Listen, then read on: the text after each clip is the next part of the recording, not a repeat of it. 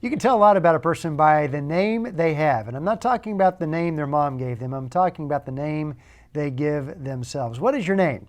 You may like your name, you may dislike your name, but at the end of the day, the name that matters most is the name you give yourself. In Acts chapter 4, we find a man with a given name, a name that was given him by his mother, we would suppose, and his father, and a name he gave himself. And his name was Joseph. And Joseph, this is Acts 4:36, who by the apostles was surnamed Barnabas, which is being interpreted the son of consolation, a Levite, and of the country of Cyprus, having land, sold it, and brought the money and laid it at the apostles' feet. So here's a guy named Joseph. That was the name his parents had given him. And then here's a man that went on to be named or called Barnabas. The Bible says he was surnamed by the apostles. The surname just means to put a name on. So really, it wasn't the apostles that gave Joseph this name of encouragement or consolation or comfort.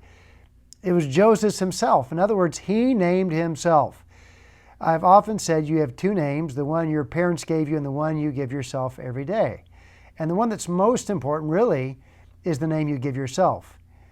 The name you give yourself is given yourself by your character and then by your actions that proceed from that character. We know of this man that he was a Levite, so you know both his nationality and the tribe from which he came.